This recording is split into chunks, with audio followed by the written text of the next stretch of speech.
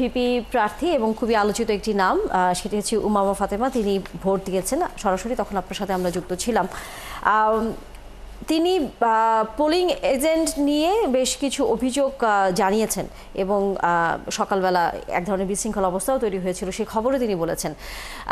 এর পরে বাকি সময়ে যতটুকু গেছে ততক্ষণে আপনার কাছে কি মনে হচ্ছে, যেহেতু কেন্দ্রে আপনি আছেন, ভোট কেমন পড়ছে জানার পাশাপাশি বিক্ষিপ্তভাবে আচরণবিধি লঙ্ঘনের নানা প্রার্থীরা অভিযোগ করেছেন, সেই বিষয়গুলো নিয়ে কোনো ধরনের কার্যকর কোনো ভূমিকা নির্বাচন কমিশন এর মধ্যে নিয়েছে কিনা? তানিয়া, আপনি যেমনটা বলছিলেন আসলে যে সকাল ৮টার পর থেকে ভোট শুরু হওয়ার পর থেকে কিন্তু আমরা দেখেছি যে লম্বা লাইন করে শিক্ষার্থীরা ভোট দিয়েছে এবং এখন আসলে শিক্ষার্থীর সংখ্যাটা কিছুটা কমে গিয়েছে, অলমোস্ট অনেকগুলো ভোটে কাস্ট হয়েছে এবং এ নিয়ে কিন্তু বিভিন্ন প্রার্থীরা নানা অভিযোগ দিচ্ছিলেন, আচরণবিধি লঙ্ঘন থেকে শুরু করে পোলিং এজেন্ট, এসব বিষয় নিয়ে আমরা কথা বলবো। এই ভোটতত্ত্ব বিভাগে কেন্দ্রে যিনি রয়েছেন রিটার্নিং কর্মকর্তা জনাব কাজী মারুফুল ইসলাম, স্যার আপনাকে যুক্ত করে নিচ্ছি।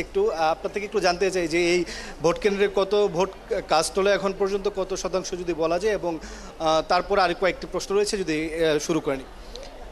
আমাদের সকাল আমরা শুরু করতে পেরেছি 8:20 বাজে, তখন আমরা শুরু করতে পেরেছি। অর্থাৎ শুরুতে আমাদের 20 মিনিটের মতন দেরি হয়েছে, আমাদের উপকরণগুলো সবগুলো ঠিক মতন বিন্যাস করার জন্য কিছুটা সময় লেগেছে, কিন্তু তারপর থেকে আমাদের এখানে ভোটাররা লাইন সারিবদ্ধভাবে তারা ভোট দিয়েছে এবং নির্বিঘ্নে ভোট দিয়েছে। সমস্ত কেন্দ্রগুলোতে আমরা দেখেছি উপচে পড়া ভিড়। এখন সবাই স্বচ্ছন্দে যার যার পছন্দ মতন ভোট দিয়ে তারা বেরিয়ে গেছে। লাইন আমরা দেখছি এখন খুবই ছোট লাইন। আমরা আশা করছি হয়তো লাঞ্চের পরে আরও কিছু ভোটার আসবে। এতক্ষণে আমরা অ্যাপ্রক্সিমেটলি, অর্থাৎ আমাদের কাছে ঠিক এক্স্যাক্টলি বলতে পারবো না, কিন্তু তারপরেও আমরা যেটা দেখছি রাফ হিসাব অনুযায়ী প্রায় 60% মতন ইতিমধ্যে ভোট কাস্ট হয়ে গেছে। এখন বাকি আরও সময় আছে 4 ঘন্টা প্রায়।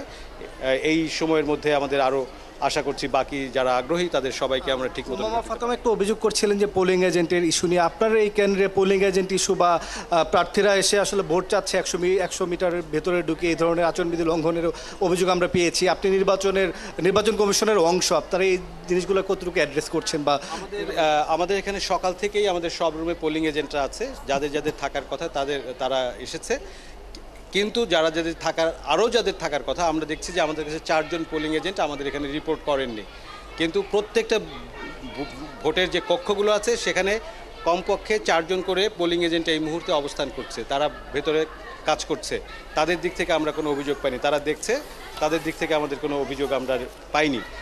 আর হ্যাঁ, কখনো কখনো আমরা কাউকে দেখেছি যে লাইনে এসে তারা ছোট ছোট ভোটের স্লিপ দেওয়ার চেষ্টা করেছে। আমরা যখনই দেখেছি তাদেরকে এইগুলো থেকে বিরত করেছি, তাদেরকে 100 মিটার দূরে যে প্রচার কাজ চালানোর কথা সেটা বলেছি এবং তারা শুনেছেন।